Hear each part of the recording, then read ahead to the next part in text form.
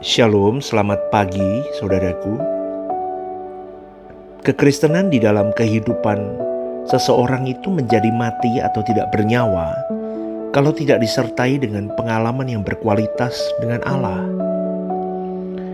Pengalaman yang real, yang hidup dengan Tuhan itu bukan sesuatu yang hanya dinilai sebagai perbuatan tangan Tuhan, melainkan harus sungguh-sungguh dirasakan sebagai perbuatan Tuhan sendiri. Tidak sedikit orang yang mengakui suatu kejadian atau peristiwa yang terjadi dalam hidupnya itu sebagai perbuatan tangan Tuhan. Tetapi kejadian itu tidak meninggalkan goresan dalam kehidupan orang itu. Goresan tersebut adalah kehidupan yang semakin memberkati orang lain. Saudaraku, sikap hidup yang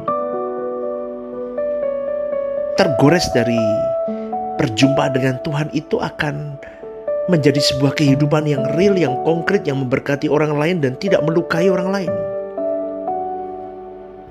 Banyak orang Kristen yang menyaksikan pengalaman kesaksian pertolongan Tuhan dalam hidupnya, tetapi tidak membuat dirinya berubah menjadi lebih baik seperti Kristus.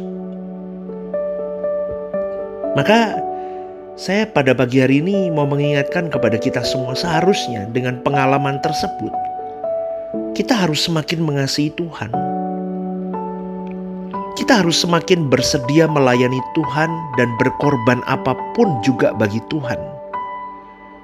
Kita seharusnya semakin hidup tidak bercacat dan tidak bercela, dan tentu saja semakin menjadi berkat bagi orang lain.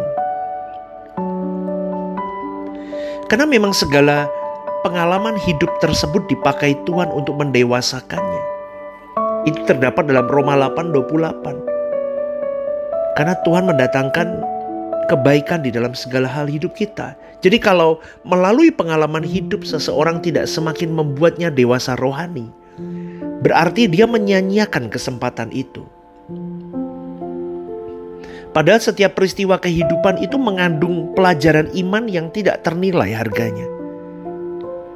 Orang yang mengabaikan pelajaran rohani ini adalah orang-orang yang tidak memperdulikan pemeliharaan rohaninya. Dan biasanya dia memandang segala peristiwa kehidupan itu hanya sebagai irama hidup yang wajar saja. Dan orang begini tidak menghargai nilai kekekalan, saudaraku. Pikirannya hanya tertuju kepada perkara-perkara duniawi. Mereka itu adalah orang-orang yang ingin dunia hari ini menjadi seperti Firdaus. Dan mereka juga adalah orang-orang yang belum dewasa, yang masih mencari penghargaan. Kesaksiannya dianggap nilai tambah dirinya, padahal yang memberi nilai atau value pada dirinya adalah buah dari masalah tersebut, yaitu yang disebut dengan pendewasaan. Karena orang-orang begini hanya melihat nilai pada perbuatan Tuhan yang mengangkat masalah dan memenuhi apa yang mereka anggap sebagai kebutuhan. Tetapi mereka tidak menemukan value yang sesungguhnya, yaitu apa? Pendewasaan yang diakibatkan dari masalah itu. Maka tidak heran jika mereka hanya mempersoalkan masalah itu sendiri. Dan biasanya mereka hanya bersyukur atas jalan keluarnya, bukan pada proses pendewasaannya melalui masalah itu, saudaraku. Pengalaman itu sendiri menjadi tidak berkualitas akhirnya. Sama sekali tidak berkualitas. Kekristenan itu menjadi berkualitas bila pengalaman yang dialami orang percaya bukan hanya berkenaan dengan pengalaman yang menyangkut masalah yang berorientasi kepada kepentingan pribadi kita, tetapi lebih kepada yang berkenaan dengan kepentingan Tuhan. Memang diawali dengan pengalaman yang berorientasi kepada kepentingan pribadi, tetapi selanjutnya bila ia bertumbuh dewasa melalui pengalaman itu, Tuhan akan membawanya kepada pengalaman dengan Tuhan yang berorientasi pada kepentingan Tuhan atau pekerjaan Tuhan. Tuhan akan membuat perjalanan hidup kita tidak mulus. Maka melalui ketidakmulusan itu, Tuhan hendak mendewasakan kau dan saya. Dan pendewasaan ini sebagai persiapan menjadi duta Allah. Sebagaimana Tuhan Yesus selama 30 tahun dipersiapkan menjadi utusan yang luar biasa dari Bapa.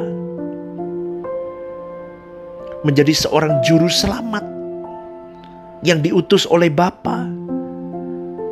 Selanjutnya Tuhan juga tidak akan membuat pekerjaan Tuhan atau pelayanan kita berjalan mudah tanpa rintangan. Susah loh saudaraku melayani itu. Akan ada banyak rintangan baik dari dalam maupun dari luar, betul gak? Ini dapat dilihat dari pengalaman para rasul juga, terutama Rasul Paulus.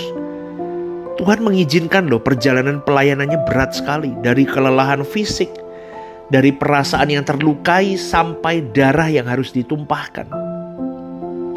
Itu terlihat sekali dari Paulus melayani. Tuhan itu tidak gampang. Pengalaman yang kedua ini akan membuat seseorang benar-benar mengalami Tuhan. Dan hal ini akan memperkokoh tali persekutuan dengan Tuhan. Karena orang akan semakin mengasihi Tuhan. Memandang kerajaan surga sebagai tujuan yang nyata. Tujuannya jelas, sangat jelas. Aku mau ke langit baru, bumi baru.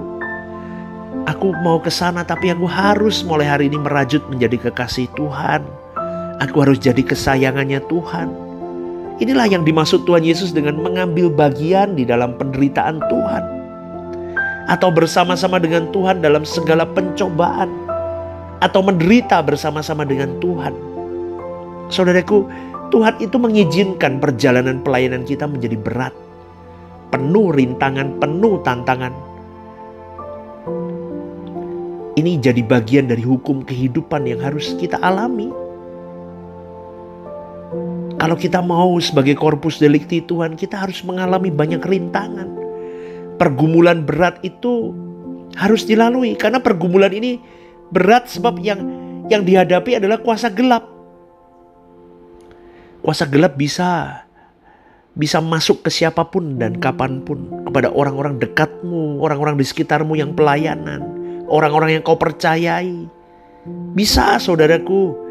Itu kuasa gelap, dia lihai. Makanya dia seperti singa mengaum. Kalau lengah sedikit, masuk mereka untuk menjadi tempat di mana pangkalan iblis bekerja. Intinya satu, pekerjaan Tuhan rusak. Orang-orang di sekitar yang sungguh-sungguh rusak, redup, hangus. Mulai malas ke gereja, mulai malas pelayanan, mulai malas dengerin firman, mulai curiga dengan ini dan itu. Wah, banyak saudaraku. Kenapa? Karena kuasa gelap berusaha menghentikan laju pertumbuhan kedewasaan dan perjalanan pelayanan.